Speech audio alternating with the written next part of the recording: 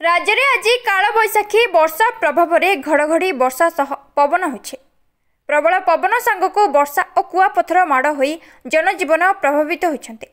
एहारी प्रभाव में गंजाम जिला ब्रह्मपुर सहर उपकंठ तुलसीनगर नीलाद्रि विहार अंचल में वर्षा जोगु रास्ताघाट में वर्षा जल ढेउ मारिथिबा बेले घर भितर पानी पशिथिबा दृश्य देखिबाकु मिलिछे।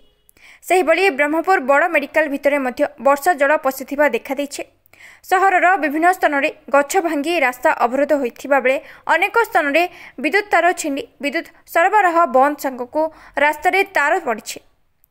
कालबैशाखी वर्षा प्रभाव में प्राय 3 घंटा धरी मूसलधार वर्षा जोगु सबुठी जल पूर्ण देखा मिली।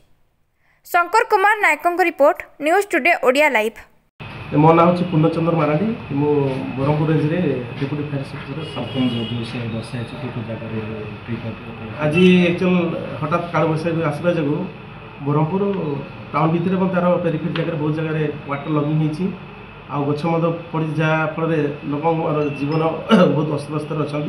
आमर टीम प्राय 22टा टीम आमर टीम 10टा टीम आसने विभिन्न जगार कार्य कर प्राय मैक्सिमम जगह रोड भी क्लियर हो जाए।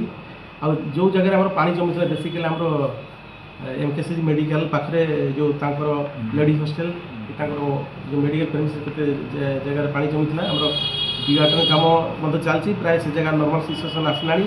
आमको प्राय 22टी जगह टीम को कल आसाला मैक्सिमम जगह आम प्राय रोड क्लियर कलु।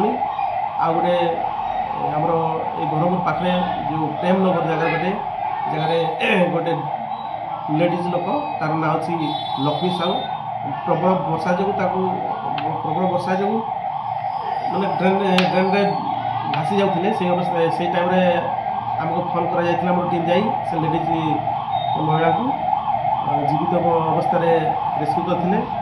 आउ गोटे जगार आम एनिमल रेस्क्यू करमर ए डिवाटरिंग 7टा जगह चलती से आमर गांधीनगर आउटे है सेल्टेक्स छक आउ साई कम्प्लेक्स ये सब जगह आम डिवाटर चलती प्राय कि 10टा टीम को जगह सर 10टा टीम आम ब्रह्मपुर अच्छा केते टीम 4-5टा टीम अच्छा आ छत्रपुर मिसिक प्राय 10टा छत्रपुर आम स्ट्राइकिंग फोर्स आम ब्रह्मपुर जो रेंज ऑफिसर अच्छी से यही कम